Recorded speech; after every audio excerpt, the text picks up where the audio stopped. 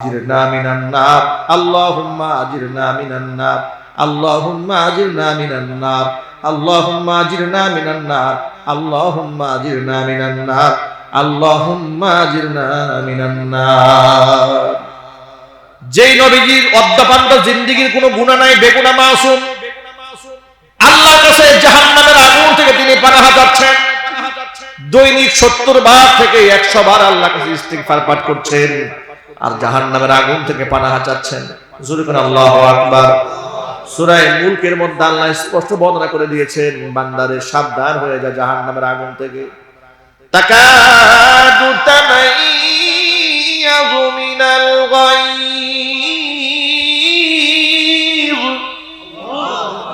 কুল্লামা উলকিয়া ফিহা ফাওজুন সাআলাহুম খাযানাতুহা আলাম ইয়াতিকুম নাযীর। জাহান্নামীদেরকে দেখে জাহান্নামের আগুন তর্জন গর্জন মারতে থাকবে ভয়ঙ্কর ভাবে। যখনই একদলকে জাহান্নামে নিক্ষেপ করা হবে, জাহান্নামের দারওয়ানা প্রহরী বলবে আলাম ইয়াতিকুম নাযীর, তোমাদেরকে সতর্ককারী কেউ কি আসে নাই তোমাদের কাছে? তারা বলবে ক্বালু বালা ক্বাদ জাআনা নাযীর, আসছিল তো আমাদের কাছে, নবীরা এসেছে, রাসূলরা এসেছিল, কিন্তু আমরা মূল্যায়ন করি নাই। আলেমরা বারবার বলেছেন নামাজের কথা, বারবার বলে দিয়েছে নামাজ না পড়লে ঈমান থাকে না, নামাজ না পড়লে ইসলাম থাকে না। আল্লাহর কসম, আল্লাহর কসম, যদি আপনি জীবদ্দশায় নামাজ না পড়েন, ইন্তেকালের পরে যদি আপনাকে শুয়ায় রেখে শত শত হাফেজ কোরআনরা চতুর্পাশে বসে বসে সূরা ইয়াসিন তেলাওয়াত করে, কসম আল্লাহর এই তেলাওয়াতে আপনার কোনো ফায়দা হবে না। ঠিক কিনা বলেন? যদি আপনি নামাজ না পড়েন, তাহলে আপনার ইন্তেকালের পরে আলেমরা দোয়া করলে এই দোয়াতে কোনো ফায়দা হবে না। এইজন্য আমরা এখানে যারা আছি, জাহান্নামের আগুন আমরা পড়তে চাই না, আমরা জান্নাতে যেতে চাই। আল্লাহ যেন কবুল করেন, জোরে কোন আমিন। নামাজ কয় ওয়াক্ত ভাই? জোরে বলুন কয় ওয়াক্ত? আমি অন্য কোনো ব্যাপারে আজকে কথা বললাম না। আজকে সুদ, ঘুষ, জিনা, ব্যভিচার, দুর্নীতি, করাপশন, এই সমস্ত সাবজেক্ট নিয়ে আমার কোনো কথা নাই। কথা একটাই, আমাকে নামাজ ঠিক করতে হবে। ইন্নাস সালাতা তানহা আনিল ফাহশাই ওয়াল মুনকার। যদি আমার নামাজ ঠিক হয়ে যায়, গোটা দুনিয়া ঠিক হয়ে যায়। ঠিক না বলেন?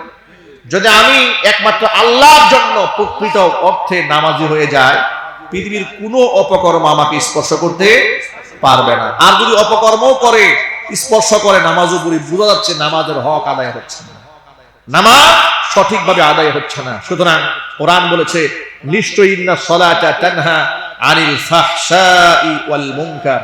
যেহেতু নামাজ মানুষের সব ধরনের অন্যায় থেকে বাঁচিয়ে দেয়, নামাজ আমার আইডেন্টিটি, নামাজ আমার জাতিসত্তা, নামাজ আমার পরিচয়, নামাজ আমার জীবন।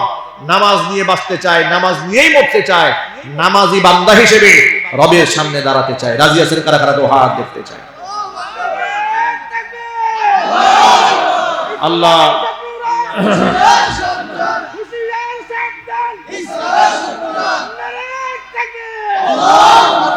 আল্লাহ তাআলা আমাদের সকলকে 5 ওয়াক্ত নামাজি বানায় দেন। আল্লাহ আমার মা বোনদেরকে নামাজি বানান, আমাদের ছেলে মেয়েদেরকে নামাজি বানান। আল্লাহ তাআলা এই মাদ্রাসাকে কবুল করেন। মাদ্রাসার নতুন প্রতিষ্ঠান, মাদ্রাসার সমস্ত হাজাত দিনা যে কোনো একটা দিতে হবে। আল মদিনাতুল উলুম, শুরুতে আলিফ লাম, লাস্টে আলিফ লাম, এটা হবে? এটা হবে না, এটা ভুল লেখা হয়েছে। এটা খুব দ্রুত, যেহেতু প্রতিষ্ঠানের নামটা খুব দ্রুত সংশোধন করে ফেলতে হবে। নাম দিতে হবে জামিয়া হুসাইনিয়া মাদিনাতুল উলুম মাদ্রাসা ও ইতিমখানা। অথবা যদি মাদিনাতুল উলুম দিতে মনে না চায়, তাহলে আল মাদিনা ইতিমখানা, সেটাও দেওয়া যেতে পারে। কিন্তু আল মাদিনাতুল উলুম এটা দেওয়া যাবে না। এটা গ্রামার, আরবি গ্রামারগত সমস্যা আছে, ব্যাকরণগত ঝামেলা আছে, এটা ভুল। আল্লাহ তাআলা সংশোধনের তৌফিক দান করেন। আল্লাহ তাআলা যেন আজকে মাহফিল ওসিলা করে অত্র এলাকার সমস্ত মুর্দিগানের কবর আযাবকে মাফ করে দেন। কাল কিয়ামতের কঠিন ময়দানে এই আয়োজন আল্লাহ তাআলা আমাদের সকলের নাজাতের জারিয়া হিসেবে কবুল করেন। প্রিয় বন্ধুগণ, আমরা প্রথমত আজকের মাহফিলে আল্লাহর কাছে দোয়া করছি, জুলাই আগস্টের বিপ্লবে যে সমস্ত ভাইরা বোনেরা শাহাদাত বরণ করেছেন, আল্লাহ পাক তাদেরকে জান্নাতুল ফেরদাউসের সুউচ্চ মাকাম দান করেন। যারা আহত হয়েছেন শেফায়ে কামিলা আজিলায়ে কুল্লিয়া নসিব করেন। যারা সন্তান হারিয়েছেন, স্বামী হারিয়েছেন, আত্মীয়স্বজন হারিয়েছেন, শোক সন্তপ্ত পরিবারকে আল্লাহ রাব্বুল আলামিন সবরে জামিল দান করেন। আজকের মাহফিলের ওসিলা করে আমাদের মা বোনদেরকে আল্লাহ তাআলা পরিপূর্ণ হেদায়েত নসিব করেন। আজকের এই মাহফিলটা আল্লাহ তাআলা কাল কিয়ামতের ময়দানে আমাদের সকলের জন্য নাজাতের ওসিলা বানায় দেন। জোরে কোন আমিন। প্রিয় ভাইরা, আল্লাহ তাআলা আমাদেরকে মুসলমান বানিয়েছেন, সাথে সাথে উম্মতে মুহাম্মাদীর অন্তর্ভুক্ত করেছেন। এজন্য আপনারা খুশি না বেজার? আরো জোরে বলেন। আচ্ছা, আমরা নিজেকে মুসলমান মনে করি, দাবিও করি। আল্লাহ যদি আমাকে মুসলমান হিসেবে কবুল না করে, তাহলে এর থেকে পরিতাপ, এর থেকে আফসোস আর কিছু হতে পারে? দেখুন, সামাজিক প্রেক্ষাপটে আমরা অনেক সময়, আপনারা কেমন আছেন? আলহামদুলিল্লাহ। মাইকের কি অবস্থা ভাই? ভয়াবহ অবস্থা। তাড়াতাড়ি ঠিক করেন, ঠিক করেন। এই মাইকে কথা বলা একবারে সম্ভব না, 10 মিনিটের কথা বলা যাবে। শীতের দিনে প্যান্ডেল গুলো ঢেকে দেওয়া দরকার ছিল। একেবারে কুয়াশা, ঠান্ডাও বেশ ভালো ঠান্ডা। অলরেডি টেম্পারেচার 17 ডিগ্রি সেলসিয়াসের নিচে এসেছে। আমরা গাড়িতে দেখলাম আর কি আসার পথে। হ্যাঁ, 17 নিচে চলে আসছে, একদম ঠান্ডা। আর আমার হাতে সময় একেবারে খুবই কম, খুবই অল্প সময়ের মধ্যে আমি এখান থেকে বিদায় নেব ইনশাআল্লাহ। এই প্রোগ্রামটি আমার নির্ধারিত সময়ে 10টার মধ্যেই আমার আলোচনা ইনশাআল্লাহ আমরা গুটাই ফেলবো। 10টা থেকে 10:15টার মধ্যেই আমাদের আলোচনা এখানে শেষ হয়ে যাবে ইনশাআল্লাহ। সুতরাং যে সমস্ত ভাইয়েরা রাস্তাঘাটে ঘোরাফেরা করছেন, দৌড়দৌড়ি করছেন, হেদায়েতের কথা জোর করে মানুষকে শোনানো যায় না। এটা আল্লাহর কাছ থেকে চেয়ে নিতে হয়। আমাদের কাছে আর জিবরাইল আসবে না, ফেরেশতা আসবে না বোঝাবার জন্য। আমাকে হেদায়েতের তামান্না নিয়েই আমাকে ফিরে আসতে হবে আলেম ওলামাদের কাছে।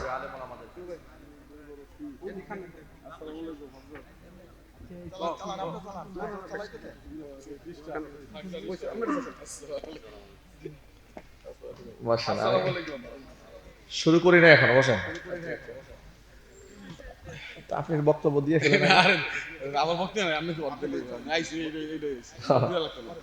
আমাদের হাতেও সময় একদম কম। আমাদের পরবর্তী একটা মাহফিল আছে বোটবাজারে, জামালুল কোরআন মাদ্রাসায় মুখ্য সরণি মাঠে। ওখানে আমাদের নির্ধারিত সময় ছিল রাত 10টায়। এখানে ট্রানজিট প্রোগ্রাম হিসেবে বাদ এশা দেওয়া ছিল, আরেকটা প্রোগ্রাম ক্যান্সেল করে এখানে বাদ এশা সময় দেওয়া হয়েছে। এই জন্য যে সমস্ত ভাইরা বাইরে ঘোরাফেরা করছেন, আমি তাদের দৃষ্টি আকর্ষণ করে বলছি যে আমি এমন কোনো ব্যক্তি না যে আমি হেদায়েত আল্লাহর কাছে কিনে নিয়ে আসছি আপনাকে জোর করে দিয়ে চলে যাব। আল্লাহি ওয়া রাব্বিল কাবা, আপনাকে হেদায়েতের উপর অধিষ্ঠিত করার কোনো যোগ্যতা আমার নেই। আর এই মালিকানা আল্লাহ পাক কাউকে দান করেন না। এটা আল্লাহর হাতে, এটা আল্লাহর কাছ থেকে চেয়ে নিতে হয়, এটা আল্লাহর কাছ থেকে অর্জন করে নিতে হয়। সুতরাং আপনারা ওয়াজ মাহফিলের দিনে রাস্তাঘাটে ঘোরাফেরা করবেন, সিগারেট টানবেন, বিড়ি টানবেন, তাহলে এটা হচ্ছে যে কর্তৃপক্ষ যে আয়োজনটা করেছে, এটা এই নিয়ামতের এক পর্যায়ে শুধু অকৃতজ্ঞতা না, এটাকে কৃতজ্ঞ, এটা মারাত্মক লেভেলের নাফরমানি হবে। কারণ হচ্ছে এই সমস্ত প্রোগ্রামগুলোকে নিয়ামত মনে করা দরকার। কারণ এই সমাজের অধিকাংশ মানুষ মাদ্রাসা থেকে ইলিম কালাম শিখে নাই, ঠিক কিনা জোরে বলেন? তারা ইলিম কোত্থেকে শিখবে? কার কাছ থেকে? আলেমদের কাছে শিখবে। মৌলিক মাসালা, মৌলিক জ্ঞান, দিন সম্পর্কে অবগত হয়, ব্যাপারগুলো আলেমদের কাছে শিখবে, আলেমদের কাছ থেকে জেনে নেবে। সাহাবায়ে কেরাম একটি মাসআলা জানার জন্য শত শত কিলোমিটার সফর করেছেন। আর আমাদের দেশের লোকের অপেক্ষায় থাকে যে আমি চায়ের দোকানে বসে বিড়ি টানবো, হুজুর মাইকে ওয়াজ করবে, আর আমি চেল চালাইয়া বেহেশতে যাব। ওই ধান্দা বাদ দিয়ে দেন। আপনার মৃত্যুর পরে আপনার কবরে যদি দেশের সব মানুষ মিলেও দোয়া করে, কিন্তু আপনি হেদায়েতের উপর ছিলেন না, এই দোয়ায় আপনার 4 পয়সার ফায়দা হবে। সুতরাং একেবারেই অল্প সময়, আমাদের হাতে সময় মাত্র আধা ঘন্টা 40 মিনিট সময় বাকি আছে। আমি আলোচনা শুরু করছি ইনশাআল্লাহ। আল্লাহ রাব্বুল আলামিন যেন আজকের আলোচনা থেকে আমাদের ফায়দামান হওয়ার তৌফিক দান করেন। সকলে জোরে বলেন আল্লাহুম্মা আমিন। আজকের মাহফিলে যিনি সম্মানিত প্রধান অতিথি আলহাজ মোহাম্মদ হান্নান মিয়া হান্নু ভাই আমাদের খুবই মহব্বতের ভালোবাসার পাত্র। তিনি ইতিমধ্যে আপনাদের মাঝে এসে উপস্থিত হয়েছেন। আমরা তার অনেক হায়াত আল্লাহর কাছে কামনা করছি এবং আল্লাহ রাব্বুল আলামিন তাকে যোগ্য নেতৃত্ব দেওয়া, দেশ গড়ার তৌফিক দান করেন। সকলে বলুন আল্লাহুম্মা আমিন। আলহামদুলিল্লাহ আলহামদুলিল্লাহ নাহমাদুহু ওয়া নাস্তাঈনুহু ওয়া নাস্তাগফিরুহু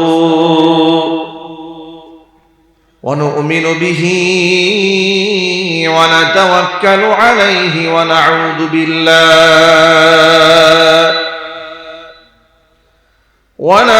বিল্লাহি মিন শুরুরি আনফুসিনা ওয়া মিন সাইয়্যাতি আ'মালিনা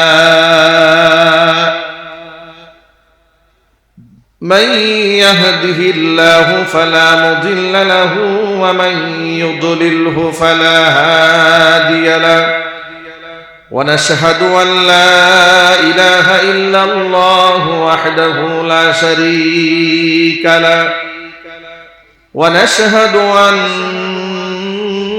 سيدنا ونبينا وحبيبنا وشفيعنا ومولانا محمدا عبده ورسوله الذي أرسله بالحق بشيرا ونذيرا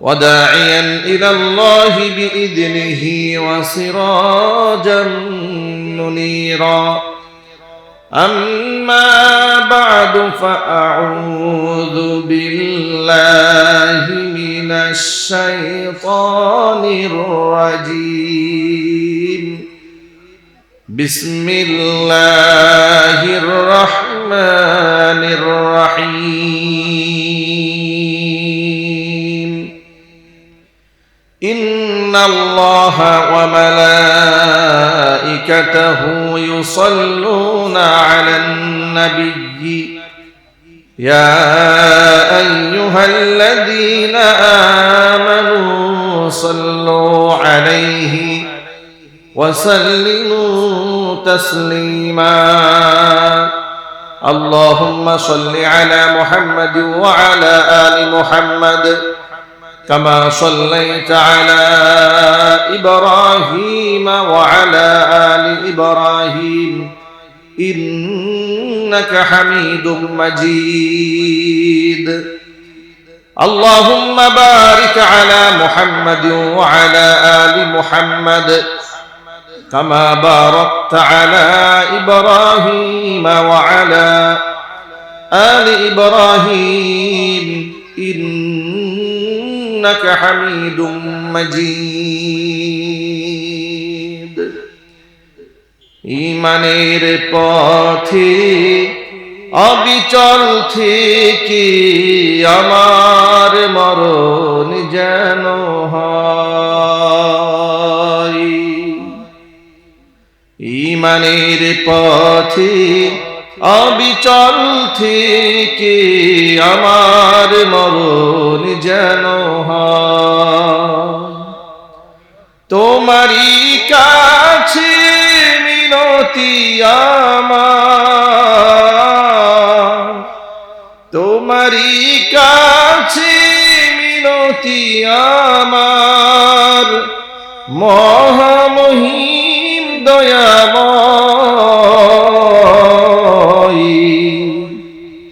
ঈমানের পথে অবিচল থেকে আমার মরণ যেন হয় ঈমানের পথে অবিচল থেকে আমার মরণ যেন হয় সকলেই বলুন আল্লাহুম্মা আমিন ঐতিহ্যবাহী গাজীপুর জেলার অন্তর্গত গাজীপুর সিটি কর্পোরেশনের 31 নং ওয়ার্ড জামিয়া হুসাইনিয়া মদিনাতুল উলুম হাফিজিয়া মাদ্রাসা ও এতিমখানা কর্তৃক আয়োজিত আজকের এই বার্ষিক ওয়াজ ও দোয়া মাহফিলের শেষ অধিবেশনের সম্মানিত সভাপতি সাহেব সম্মানিত প্রধান অতিথি, সম্মানিত বিশেষ অতিথিবৃন্দ, হাজারাত, উলামায়ে কেরাম, মুরব্বিয়ানে আযম, অত্র এলাকা এবং পার্শ্ববর্তী এলাকার বিভিন্ন প্রান্ত থেকে ছুটে আসা দিনদরদি, ইমানদার, পরহেজগার, মুত্তাকি মুসলিম ভাইরা, পর্দার অন্তরালে অবস্থানরত আমাদের সকলের শ্রদ্ধা ভাজন পর্দানিশীন মা এবং বোনেরা, মহান আল্লাহ রাব্বুল আলামিনের দরবারে আলিশানে লাখো কোটি শুকরিয়া আদায় করছি যে মহান মুনিব আমাদেরকে এক প্রচন্ড দাপটীয় জগদ্দল পাথরের মতো চেপে বসা স্বৈরাচারীর জুলুম নির্যাতন থেকে মুক্ত করে জুলাই আগস্টের বিপ্লবের মাধ্যমে একটি নতুন বাংলাদেশ আমাদেরকে আল্লাহ তাআলা উপহার দান করেছেন, যার দরুন আমরা কোরআন এবং সুন্নাহ থেকে খুব স্বাধীন মনে আমরা কথা বলার একটি স্বাধীন পরিবেশ পেয়েছি। ঠিক কিনা বলে? আগে তো মাহফিল করতে গেলে ওসির কাছে যাও, ডিসির কাছে যাও, এসপির কাছে যাও, কমিশনের কাছে যাও, কাউন্সিলরদের পায়ে ধরো, এরপরে ঘুরতে ঘুরতে ঘুরতে ঘুরতে এক পর্যায়ে না পারমিশন দেওয়া যাবে না, এর মধ্যে 14টা শর্ত জুড়ে দেওয়া হতো, হাজার শর্ত দিয়ে প্রোগ্রাম অ্যারেঞ্জ করা হয়েছে, একদিন আগে মাহফিল বন্ধ করে দিয়েছে। এমন অসংখ্য ঘটনার অবতারণা যারা করেছিল, আল্লাহ রাব্বুল আলামিন তাদেরকে পৃথিবীর ইতিহাসের এক নিকৃষ্ট পতন তাদেরকে উপহার দিয়েছে। আমরা আজকে স্বাধীনভাবে কথা বলার সুযোগ পেয়েছি, এই পরিবেশ আল্লাহ আমাদের তৈরি করে দিয়েছেন। আমরা মহান রবের দরবারে শুকরিয়া আদায় করছি, হৃদয়ের সবটুকুন ভালোবাসা উজাড় করে শ্রদ্ধা জড়িত কণ্ঠে মহান মনিবের শেখানো ভাষায় শুকরগুজার করছি। সকলে মিলে বলছি আলহামদুলিল্লাহ। রব্বানা লাকাল হামদ হামদান কাসীরা তাইয়িবান মুবারাকান ফীহি। রব্বানা লাকাল হামদু কামা ইয়ানবাগি লিজালালি ওয়াজহিকা ওয়া আযীমি সুলতানিকা। আল্লাহ রাব্বুল আলামিন আজকের মাহফিলকে কবুল করুন। জামিয়া হুসাইনিয়া মদিনাতুল উলুম মাদ্রাসাকে আল্লাহ তাআলা কিয়ামত পর্যন্ত কবুল করেন। এখানে মাদ্রাসার নামটা একটু সংশোধন করতে হবে, জামিয়া হুসাইনিয়া আল মদিনাতুল বিদায় করা হয়। আমাদের বাংলাদেশের রাম বাম নাস্তিকদেরও জানাজা হয়, কথা বলেন না কেন? হয় কিনা জোরে বলেন? যারা জীবনেও নামাজ পড়ে না এমন লোক যদি মারা যায় তার জানাজা হয় না? জানাজা হয়। যদি পয়সাওয়ালা হয় শুধু জানাজা কেন, বড় একটা 40ও হয়, 4-5টা গরু জবাই করে এলাকার মানুষকে খাওয়ানো হয়। এমনকি মারা যাওয়ার পরে তাকে যে লাশের খাটিয়ার মধ্যে শোয়ানো হয়, একটা কালো গিলাপ দিয়ে ঢাকা হয়, গিলাপের উপরে লেখা থাকে লা ইলাহা ইল্লাল্লাহ মুহাম্মাদুর রাসূলুল্লাহ, আশহাদু আল্লা ইলাহা ইল্লাল্লাহ ওয়াহদাহু লা শারীকা লাহু ওয়া আশহাদু আন্না মুহাম্মাদান আবদুহু ওয়া রাসূলুহু।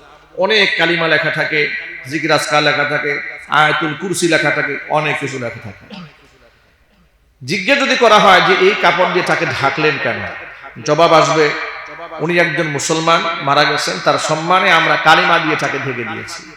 একজন মৃত ব্যক্তি কফিনের উপরে, খাটিয়ার উপরে কালিমা দিয়ে আপনি ঢেকে দিয়েছেন, কিন্তু তার হৃদয়ের মধ্যে কালিমা নাই, তার হৃদয়ে কালিমা নাই, কিন্তু আপনি কালিমা দিয়ে শেষ বিদায় দিয়েছেন, কোনো ফায়দা হবে? আরো জোরে বলেন। আপনারা নিশ্চয়ই এই প্রশ্নের জবাব জানেন যে কিয়ামতের দিন সর্বপ্রথম আল্লাহ তাআলা বান্দাকে কিসের প্রশ্ন করবেন? দেখি এই প্রশ্নের জবাবটা কারা দিতে পারেন দেখি। কিয়ামতের দিন রবের পক্ষ থেকে বান্দাকে সর্বপ্রথম কি প্রশ্ন করা হবে? প্রথম প্রশ্ন, আউয়ালু মা ইউহাসাবু বিহিল আবদু ইয়াউমাল কিয়ামাতিস সালাহ। সবার আগে প্রথম প্রশ্ন, বান্দা নামাজ পড়েছিল কিনা। আপনারা যারা স্কুলে পড়েছেন, আমরা যারা পড়েছি, দেখবেন 5-6টা প্রশ্ন আসলে সঠিক 3টা প্রশ্নের জবাব দাও বা 4টা প্রশ্নের জবাব দাও। আমরা প্রথম প্রশ্ন হাতে পাওয়ার পরে পুরোটা প্রশ্ন আগে পড়ি, পড়ার পরে আমাদের শিক্ষকরা আমাদের শিখিয়ে দেয় যেই প্রশ্নের জবাব তুমি সবচাইতে ভালো জানো সেটা তুমি সবার আগে লিখবে, যাতে করে যিনি পরীক্ষক মুমতাহিন তোমার খাতাটা হাতে পাবে উনি হাতে পাওয়া মাত্র তোমার প্রথম লিখুনি দেখে যেন তোমার প্রতি একটা সুধারণা তৈরি হয়, যে প্রথমে এত সুন্দর লিখেছে, নিশ্চয়ই ভালো লিখবে সে। কিন্তু দেখা গেল আপনি তৃতীয় নাম্বার কোশ্চেনের জবাব জানেন, কিন্তু প্রথম প্রশ্নের জবাবটা আপনার জানা নাই। আপনি তৃতীয় নাম্বারের প্রশ্নের জবাবটা না লিখে আপনি ধারাবাহিকভাবে আপনি প্রথম প্রশ্নের জবাব লিখতে গিয়া একেবারে মনে যা চাই তাই লিখেছেন, একটা লাইনও ঠিক নাই, উত্তরও সঠিক হয় নাই। যদিও পরবর্তী পৃষ্ঠায় আপনি ভালো লিখছেন, মুমতাহিন যিনি, পরীক্ষক যিনি, আপনার প্রথম লেখা দেখে তার মেজাজটা খারাপ হয়ে যাবে, আপনার প্রতি একটা কুধারণা তৈরি হবে যে শুরুতেই যেহেতু এরকম লেখা লিখছে, পরে না জানি কত খারাপ লেখা লিখছে। কথা বলেন ঠিক কিনা বলেন? এই জন্য প্রথম প্রশ্নের জবাবটা সবাই, একটা দুর্বল মেধার মানুষও সুন্দর করে লেখার চেষ্টা করে। একজন মুসলমানের কাছে সর্বপ্রথম প্রশ্ন করা হবে, আউয়ালু মা ইউহাসাবু বিহিল আবদু ইয়াউমাল কিয়ামাতিস সালাহ। বান্দাকে হাসরের ময়দানে প্রথম প্রশ্ন করা হবে, বান্দারে তুমি নামাজ পড়েছিলে কিনা। আল্লাহ প্রথমে বলবেন না যাকাত দিয়েছিলে কিনা বলো, হজ করেছিলে কিনা বলো, আল্লাহ আগেই জিজ্ঞেস করবেন না। স্ত্রীকে পর্দা করিয়েছিলে কিনা বলো, এটা প্রথম প্রশ্ন নয়। মানুষকে দান করেছিলি কিনা প্রথম প্রশ্ন নয়। ওয়াজ মাহফিলে কত টাকা দান করেছিলে প্রথম প্রশ্ন নয়। প্রথম প্রশ্ন হচ্ছে বান্দারে তুমি নামাজ পড়েছিলে কিনা। এই স্টেজে কিংবা স্টেজের সামনে এমন অনেক লোক আছে সমাজে, অনেক ভালো ভালো কাজ করে কিন্তু নামাজটা পড়ে না, ঠিক কিনা বলে? মানে অনেক ভালো কাজ করে, এমনকি মানুষের মাঝে গল্প করে বলে যে হুজুর আমি কিন্তু লোকটা খারাপ না, অনেক ভালো কাজ করি, নামাজ নিয়ে একটু উদাসীনতা আছে কিন্তু লোক ভালো। কি আছে না নাই? লোকটা ভালো কিন্তু নামাজ পড়ে না। আহা, এর ভালোর কোনো মূল্য নাই। কসম আল্লাহর, এই ভালের কোনো মূল্য নাই যে লোকটা নামাজ পড়ে না।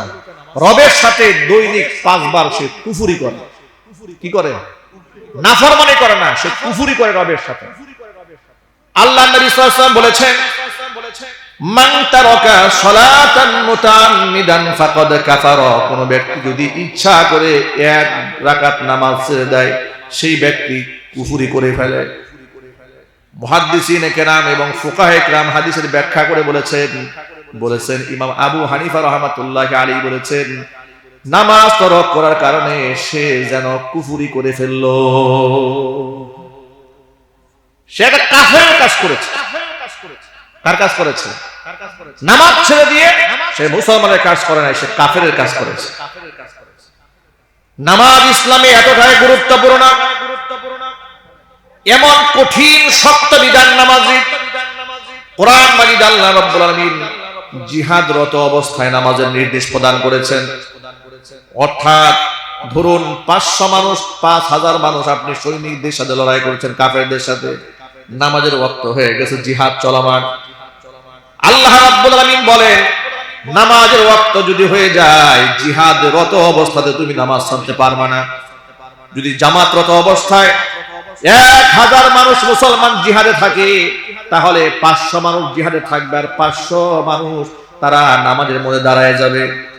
2 রাকাত নামাজ পড়ে, 2 রাকাত নামাজ পড়ার পরে তারা একদল আবার সামনে যাবে, যারা সামনে ছিল তারা পিছনে চলে আসবে, তারা জামাতের মধ্যে শামিল হয়ে যাবে। একটুখানি চিন্তা করেন, জিহাদে শত্রুর মোকাবেলা করছে, যে কোনো মুহূর্তে জানটা বের হয়ে যেতে পারে। ওই ক্ষেত্রেও ইসলামে নামাজকে ছাড় দেওয়া হয় নাই।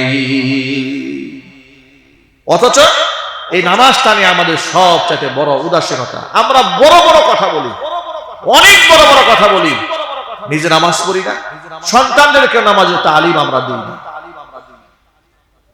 কিয়ামতের ময়দানে অসংখ্য বাবা মা জান্নাতি হবে সন্তানের কারণে, আবার অসংখ্য বাবা মা জাহান্নামী হবে সন্তানের কারণে।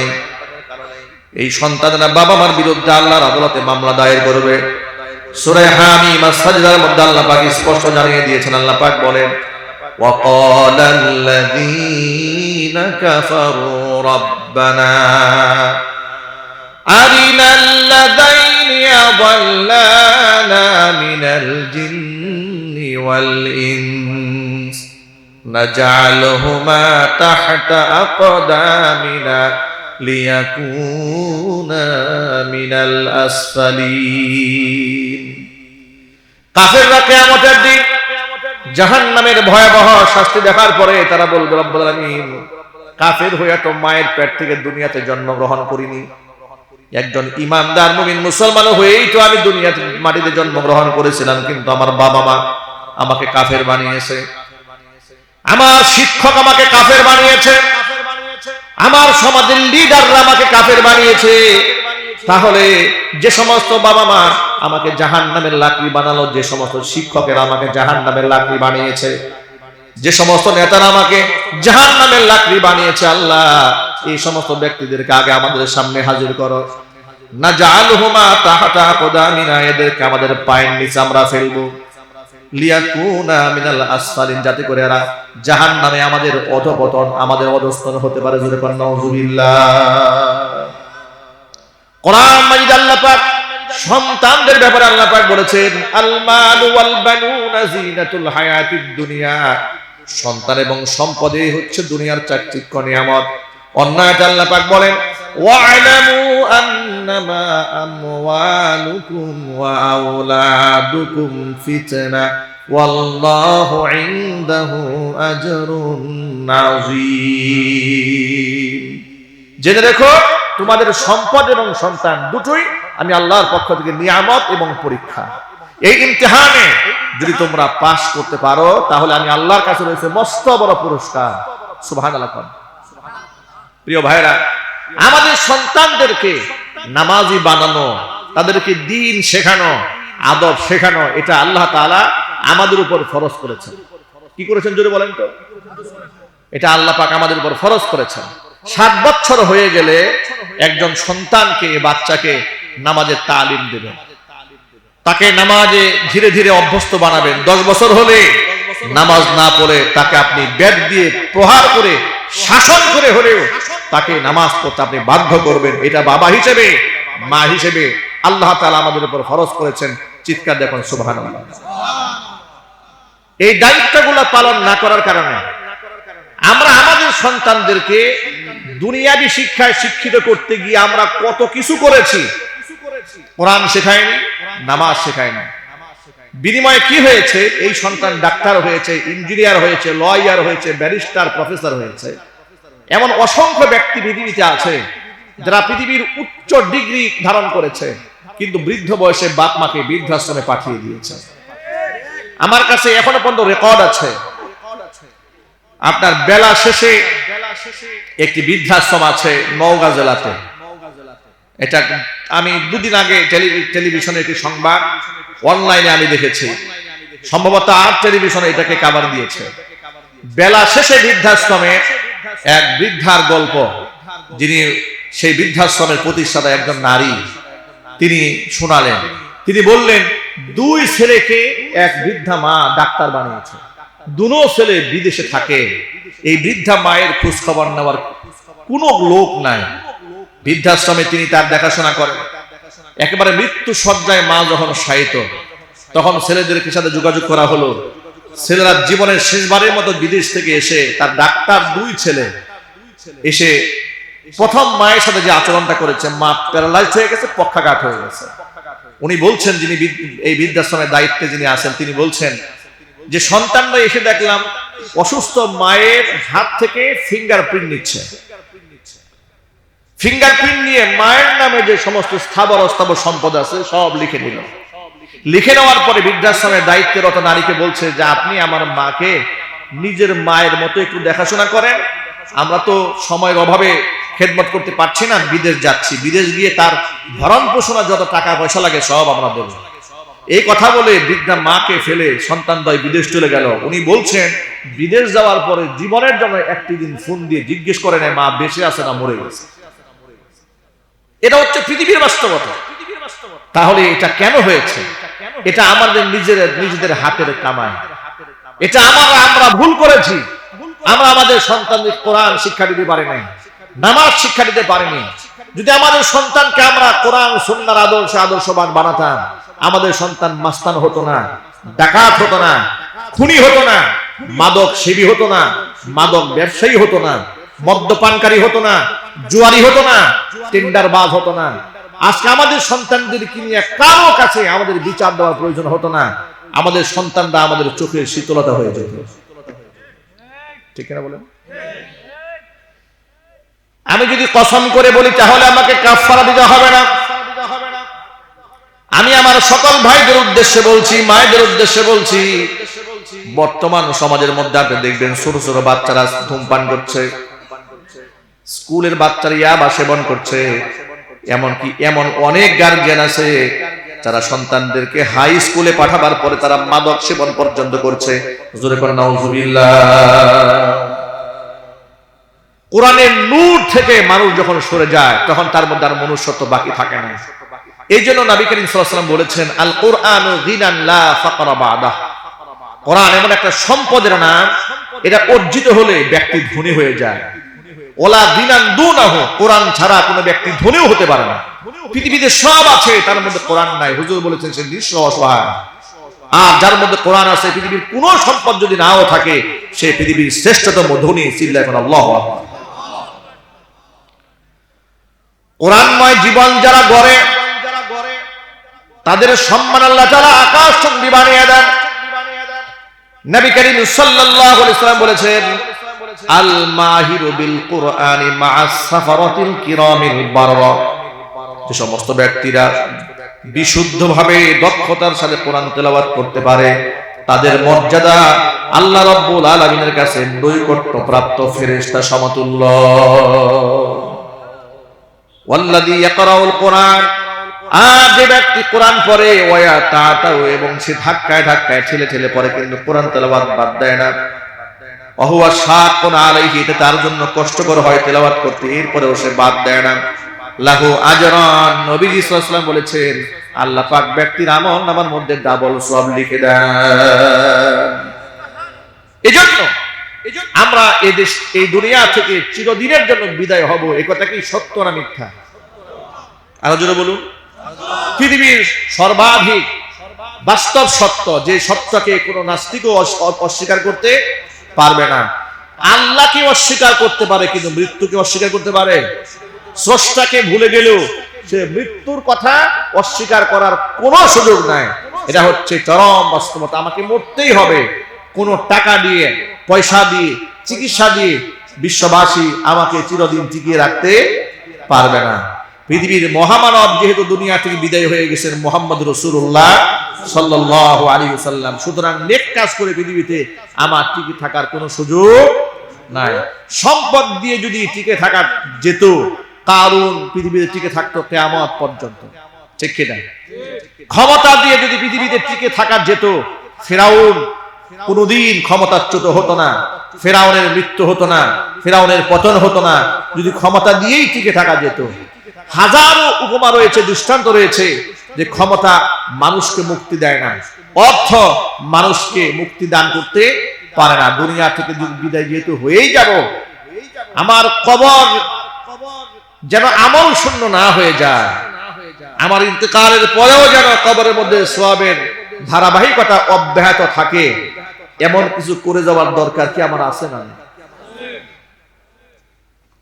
আল্লাহর হাবিব বলেন, ইদা মাতাল ইনসান, মানুষ যখন মারা যায়, ইনকাতা আনহু আমালুহু, তখন তার সমস্ত আমলনামাগুলো বন্ধ হয়ে যায়, নিজে করার কিছুই থাকে না। ইল্লা মিন সালাসা, কিন্তু তিনটা রাস্তা তখনও জারি থাকে কবরের মধ্যে সওয়াব পৌঁছে দেওয়ার জন্য। এক নাম্বার হচ্ছে ইল্লা মিন সাদাকাতিন জারিয়া, চলমান কোন দান যদি সদকায়ে জারিয়া কেউ করে যায়, কেউ কোনো মসজিদ বানিয়েছে, মাদ্রাসা বানিয়েছে, এতিমখানা করেছে, অথবা মানুষের চলাচলের জন্য রাস্তা করে দিয়েছে, নলকূপ করেছে, মানুষ বিশুদ্ধ পানি পান করতে পারে, ছায়াদার বৃক্ষরোপণ করেছে, জনসেবামূলক যত কাজ সে করেছে, দুনিয়া থেকে বিদায় হয়ে গেলেও বান্দার আমলনামার মধ্যে আল্লাহ রাব্বুল আলামিন সওয়াবের ধারাবাহিকতা অব্যাহত রেখে দিবেন। এটা হচ্ছে একটা। আরেকটা হচ্ছে আও ইলমিন ইউনতাফাউ বিহি, উপকারী জ্ঞান, মানুষকে আপনি সুবুদ্ধি দিবেন, কখনো কাউকে কুবুদ্ধি দিবেন না। একটা কথা মনে রাখবেন, কেউ যদি আপনার কাছে পরামর্শের জন্য আসে, আপনি তাকে কোনোদিন কুপরামর্শ দেবেন না, সুপরামর্শ দেবেন, ভালো পরামর্শ দেবেন, যার দ্বারা সে ফায়দামান হতে পারে। আপনার পরামর্শে সে ভালো কাজ করেছে, আপনি দুনিয়া থেকে চলে গেলেও এই ভালো কাজের ধারাবাহিকতা সে যতদিন ধরে রাখবে, আপনার কবরের মধ্যে আল্লাহ পাক ততদিন সওয়াব পৌঁছে দিতে থাকবেন। এই হচ্ছে দ্বিতীয় নাম্বার নালা।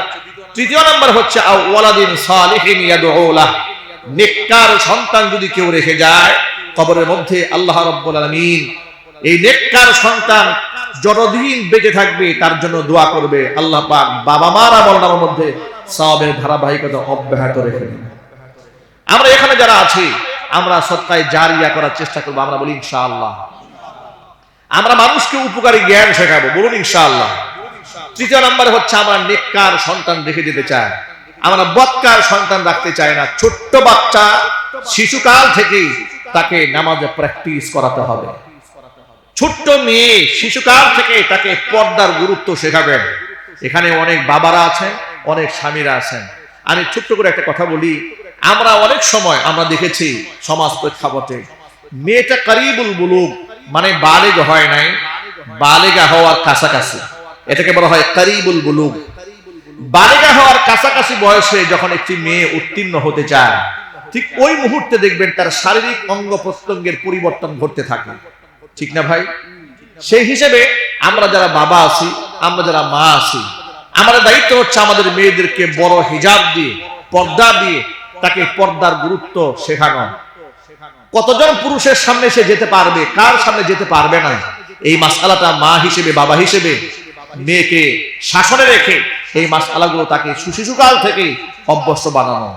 এ যদি আপনি শিশুকাল থেকে না করেন, আপনি মেয়েকে ইউনিভার্সিটি যখন পাঠাবেন, আপনি হাই স্কুলে পাঠাবেন, কলেজে পাঠাবেন, তখন মেয়ে পর্দার গুরুত্ব বুঝবে না, না বুঝে এমন এমন অন্যায় কাজ করে ফেলবে, তখন আপনি বাবা হিসেবে লজ্জিত হবেন সমাজে, লজ্জিত হবেন রবের কাছে, লজ্জিত হবেন কাল আখিরাতে কঠিন ময়দানে। আপনার মেয়েটি, যে মেয়েটিকে আপনি ভালোবেসে জিন্সের প্যান্ট কিনে দিয়েছিলেন, সেই মেয়েটি কাল রবের সামনে দাঁড়িয়ে বলবে, আল্লাহ আমার বাবা আমার মা আমাকে জাহান্নামী বানিয়েছে, ওদেরকে আমার সামনে নিয়ে আসো। যাকে আপনি মোহাব্বত করে বোরকা এবং পর্দাহীন জীবন যাপনে উদ্বুদ্ধ করেছেন, সে আপনার বিরুদ্ধে দাঁড়িয়ে যাবে। সুতরাং মনে রাখবেন, আমি এবং আপনি আমাদের সন্তানদের যতটুকু ভালোবাসি, মহান রব তার বান্দাবান্দীদেরকে তার থেকে হাজার লাখ কোটি গুণ বেশি ভালোবাসেন, ঠিক কিনা বলেন? আল্লাহ তার বান্দাবান্দীকে যতটা ভালোবাসেন, আমরা মানুষ হয়ে কি মানুষকে এতটুকু ভালোবাসতে পারি কোনোদিন? এটা সম্ভব? আমাদের ভালোবাসা টিকে থাকে ততদিন, স্বার্থ থাকে যতদিন। কথা বলে না কেন? স্বার্থ বিনষ্ট হয়ে গেলে ভালোবাসা শেষ। কিন্তু রবের কি স্বার্থ থাকে? সুবহানাল্লাহ বলেন। সুতরাং আমরা আমাদের সন্তানদেরকে নামাজি বানাবো, যদি বলেন ইনশাআল্লাহ। মুহাম্মদুর রাসূলুল্লাহ সাল্লাল্লাহু আলাইহি ওয়াসাল্লাম উম্মতের জন্য এতটা দরদি ছিলেন, কোরআন বলেছে, লাকাদ জাআকুম রাসূলুম মিন আনফুসিকুম আজিজুন আলাইহি মা আনিতুম হারিসুন আলাইকুম বিল মুমিনিনা রাউফুর রহিম। নিশ্চয় তোমাদের মধ্য থেকে এসেছে তোমাদের মাঝে এমন একজন রাসূল, আজিজুন আলাইহি মা আনিতুম, তোমরা কষ্ট পেলে তোমাদের কষ্টে তিনি সবচেয়ে বেশি ব্যথিত হন। হারিসুন আলাইকুম আই আলা হিদায়াতিকুম, যিনি তোমাদের হেদায়েতের জন্য বড় আকাঙ্ক্ষা পেশ করেন। বিল মুমিনিনা রাউফুর রহিম, ইমানদারদের জন্য যিনি পরম দয়ালু, বড় উদার, যত ভালোবাসা অন্তরের মধ্যে লালন করেন, তিনি হচ্ছেন আমার আপনার কলিজার টুকরা নবী, বিশ্ব নবী মুহাম্মদুর রাসূলুল্লাহ সাল্লাল্লাহু আলাইহি ওয়াসাল্লাম। ইন্তেকালের সময় আল্লাহর নবী রাহমাতুল লিল আলামিন উম্মতকে সর্বশেষ যে কথাটি বলে দুনিয়া থেকে বিদায় হয়েছেন, আল্লাহর নবী বলেছেন, আসসালাহ ইয়া উম্মতি আসসালাহ ওয়া মা মালাকাত আইমানুকুম। উম্মতেরা খবরদার, নামাজ ছেড়ে দিও না, নামাজ ছেড়ে দিও না, নামাজ ছেড়ে দিও না। নামাজ এতটা গুরুত্বপূর্ণ, নামাজের ব্যাপারে আল্লাহর নবী দুনিয়া থেকে বিদায় হওয়ার সময় সর্বশেষ নসিহত উম্মতের জন্য, উম্মতেরা কোনো ক্রমে কোনো অজুহাতেই তোমরা নামাজটা বাদ দিও না। নামাজ একজন মুসলমানের আইডি কার্ড, আইডেন্টিটি, জাতিসত্তা, এটা জাতীয় পরিচয়পত্র। চিল্লা এখন সুবহানাল্লাহ। নামাজ পড়ে সে মুসলমান, নামাজ পড়ে না সাহাবায়ে কেরাম বলেন তাকে আমরা মুসলমান মনে করতাম না। একজন সাহাবী রাসূলকে ওযুর পানি এগিয়ে দিলেন শেষ রাতে। হুজুর খুব খুশি হলেন তার খেদমতে। রাবিআ রাদিয়াল্লাহু তাআলা আনহু নবীজি বললেন, সাহাবী তুমি আজকে আমার কাছে যা চাবে আমি তোমার সেই চাওয়াটা পূরণ করব ইনশাআল্লাহ। তুমি তোমার খেদমতে আমি বড় খুশি হয়েছি। সাহাবী এমন একটা জিনিস চেয়ে বসলেন, আমি যতবার এই হাদিসটা বলেছি, যতবার পড়েছি, যতবার মানুষের সামনে বলেছি, আমার ততবারই অবাক লেগেছে যে এই কথা তিনি কেমনে বললেন। আল্লাহর নবী তাকে অফার করলেন, আজকে তুমি যা চাবে তোমাকে তাই দেওয়া হবে। সাহাবী বলে ফেললেন, ইয়া রাসূলুল্লাহ তেমন কিচ্ছু চাই না আপনার কাছে দুনিয়াতে, শুধু একটা জিনিস চাই, নাসআলু মুরাফাকাকা ফিল জান্নাহ, বেহেশতে আমি আপনার সঙ্গী হয়ে থাকতে চাই। আপনি তো আমাকে সুযোগ দিয়েছেন চাওয়ার জন্য, দুনিয়ার কিছু দরকার নাই, বেহেশতে আমি আপনার সাথী হতে চাই। এমন একটা কথা তিনি বললেন, নবীজি সাল্লাল্লাহু আলাইহি ওয়াসাল্লাম তখন একটা শর্ত জুড়াই দিলেন, ফাআইনি আলা যালিকা বিকাসরাতিস সুজুদ, জান্নাতে তুমি যদি আমার সাথী হয়ে থাকতে চাও বেশি বেশি নামাজ পড়ে আমাকে সাহায্য করো। আচ্ছা প্রিয় ভাইরা, একটু বলেন তো আপনারা, আল্লাহর নবী বিনা শর্তে ওই সাহাবীকে জান্নাতে রাখতে রাজি হন নাই, বরং তিনি বললেন বেশি বেশি নামাজ পড়ে আমাকে এই ব্যাপারে সাহায্য করো। এর মানে খুবই স্পষ্ট, বেনামাজি কোনো ব্যক্তিকে নবী করিম সাল্লাল্লাহু আলাইহি ওয়াসাল্লাম জান্নাতে নিয়ে যেতে পারবেন না এবং তিনি নেবেন না। এখন আপনারা বলেন, আল্লাহর নবীর চেয়ে বেশি পাওয়ারফুল কোনো মানুষ আছে দুনিয়াতে? হাসরের ময়দানে থাকবে? তাহলে আজকে দেখা যায় এই সমাজ প্রেক্ষাপটে অনেক পীর আছে নামাজ পড়ে না, মুরিদ নামাজ পড়ে না, দেখবেন উরস করে, জশ্নে জুলুস করে, গিয়ারা শরীফ করে, মিলাদ শরীফ করে, সব করে, নিজেও নামাজ পড়ে না, মুরিদাও নামাজ পড়ে না। কি বলেন, আছে না নাই? তাহলে এদের কি ফয়সালা হবে আপনারাই বলেন, তারা হকের উপর আছে না বাতিল অবস্থায় আছে? সাহাবীদেরকে আল্লাহর নবী বললেন, সাহাবীরা শোনো, তাফাররাকাত বানু ইসরাঈলা আলা 72 মিল্লাহ, বনি ইসরাইল সম্প্রদায়ের লোকেরা 72টা কাতারে বিভক্ত হয়ে গিয়েছে। ওয়াসাতাফতারিকু উম্মতি আলা 73 মিল্লাহ, আর আমি মুহাম্মদ সাল্লাল্লাহু আলাইহি ওয়াসাল্লামের উম্মতেরা 73টা দলে ভাগ হয়ে যাবে। কুল্লুহুম ফিন্নার, আমার এই 73 কাতার উম্মতের মধ্যে সবগুলা কাতার জাহান্নামে যাবে, ইল্লা মিল্লাতান ওয়াহিদা, কেবলমাত্র শুধুমাত্র একটি কাতার জান্নাতে যাবে। সাহাবায়ে কেরামের পক্ষ থেকে জিজ্ঞেস করা হলো, কিলা মা হিয়া ইয়া রাসূলুল্লাহ, ও আল্লাহর রাসূল যে কাতারটা, যে দলটি জান্নাতে যাবে তার পরিচয়টা আপনি বলুন।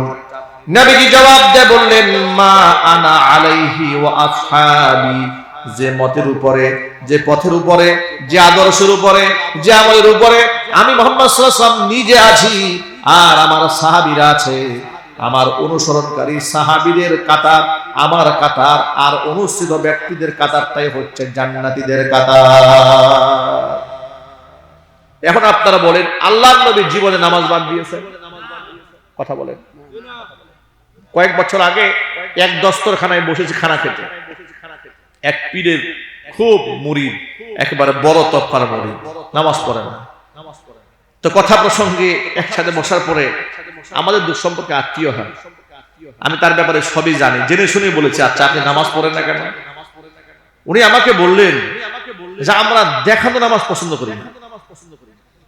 কি আজীব মাসালা। বলে যে আপনারা মসজিদে যান, মসজিদে আমি কেন যাব? মসজিদে যাই তো জোর বাট পারে না, আমি কেন মসজিদে যাবো? আমার তো কোনো গুনাহ নাই, এই জন্য আমি মসজিদে যাই না। তবে আমি আল্লাহকে ধ্যান করি প্রতিনিয়ত। কি করে ধ্যান করে জানেন? প্রতিনিয়ত গাঁজা খায় আর মদ খায়, প্রতিনিয়ত গাঁজা সেবন করে, মদ্যপান করে সে আল্লাহর ধ্যান করে, আর আমাকে নসিহত করে বলে এগুলো শরীয়তের ব্যাপার, এগুলো তুমি বুঝবা না, এগুলো মারিফতের ব্যাপার, তোমরা শরীয়তের আলেমরা, এগুলা তোমরা কিছু বুঝবে না। আরেক ভদ্রলোক সাদা লুঙ্গি পরেছে, সাদা জামা পরেছে, রমজান মাসে সিগারেট খাচ্ছে, আমি আমার সামনে দিয়ে যাচ্ছে, গাজীপুরে ঘটনা। তাই একদিন তাকে ডেকে জিজ্ঞেস করলাম, আমার বাবার বয়স যাচ্ছে, আপনার কি একটু লজ্জা হয় না, আপনি রমজান মাসে প্রকাশ্যে ধূমপান করছেন? তিনি আমাকে বললেন, তোমার তো বয়স কম, তুমি এটা বুঝবা না, তবে একটা কথা বলি, এটা মনে রেখো। আচ্ছা বলেন। যে এটা তো আধ্যাত্মিক ব্যাপার, এটা তরিকতের ব্যাপার, অনেক উপরের ব্যাপার, অনেক উপরের লেয়ারের ব্যাপার। আত্মাকে কষ্ট দিয়ে রোজা রাখা যায় না। কি একটা ফতোয়া দেখছেন অবস্থা, কি সুন্দর ফতোয়া। আমাকে বলে যে তুমি এটা বুঝবা না, এটা আধ্যাত্মিক ব্যাপার, এটা যারা দরবেশ পীর ফকির দেখে যাওয়া আসা করে তারা বুঝে। আত্মাকে তুমি কষ্ট করে রোজা রাখতে পারবে না, এর কোনো সুযোগ নেই। হতবাক হয়ে তাকায় আছে, আরে আল্লাহ, পৃথিবীতে কত প্রকার মানুষ তুমি বানিয়েছো। আচ্ছা আপনাদেরকে ছোট্ট করে একটা কথা বলি, এই যে সকালবেলা, এই যে শীতের রাতে আমরা ফজরে ওযু করি, কি আরাম লাগে না কষ্ট লাগে? একটু জোরে বলেন। নিশ্চয়ই কষ্ট লাগে। এরপরেও নামাজিরা কি নামাজ বাদ দেয়? আরো জোরে বলেন। নামাজিরা নামাজ বাদ দেয়। আবু দাউদ শরীফের হাদিসে এসেছে, শীতের রাতে বান্দা যখন ফজরে ওযু করতে থাকে, এই দৃশ্যটা দেখে আল্লাহ তাআলা এমন ভাবে হাসতে থাকে, আল্লাহর হাসিতে আরশ তখন কাঁপতে থাকে। তাহলে আপনি কি বললেন আত্মাকে কষ্ট দেওয়া যাবে না? তা আমি তো আত্মাকে কষ্ট দিয়ে ওযু করতেছি, আল্লাহ তো রব তো আমার প্রতি সন্তুষ্ট হয়ে যাচ্ছে। আল্লাহ নবী সাল্লাল্লাহু আলাইহি ওয়াসাল্লাম বলেছেন, ফাআইনি আলা যালিকা বিকাসরাতিস সুজুদ, যদি জান্নাতে আমার সাথে তুমি থাকতে চাও, বেশি বেশি নামাজ পড়ো, আমাকে সহযোগিতা করো। এর মানে খুব স্পষ্ট কথা, এটা বেনামাজি ব্যক্তি জান্নাতে যেতে পারবে না। কোরআন শরীফে আল্লাহ তাআলা স্পষ্ট জানিয়ে দিয়েছেন, জাহান্নামীদেরকে জিজ্ঞেস করা হবে, মা সালাকাকুম ফি সাকার, জিজ্ঞেস করা হবে জাহান্নামে কেন এলেন? তারা যতগুলো জবাব দেবে, এর মধ্যে এক নাম্বার জবাব হচ্ছে, ক্বালু লাম নাকু মিনাল মুসাল্লিন। এক নাম্বার কারণ, পৃথিবীতে আমরা নামাজ পড়ি না। তাহলে আপনারা একটু জোরে বলেন, কোরআনের আয়াত অনুযায়ী বেনামাজিরা জান্নাতি না জাহান্নামী? আওয়াজ কিন্তু সবাই বলেন না। মনে মনে চিন্তা করছে, নামাজ তো পড়ি না, জাহান্নামী বলে কি আবার সাক্ষী হয়ে গেলাম নাকি? আপনি সাক্ষী হলেও জাহান্নামী হবেন নামাজ না পড়লে, সাক্ষ্য না দিলেও জাহান্নামী হবেন। কোরআন কারীমের বক্তব্য অনুযায়ী আপনাদের কি মনে হলো, বেনামাজিরা জান্নাতি না জাহান্নামী?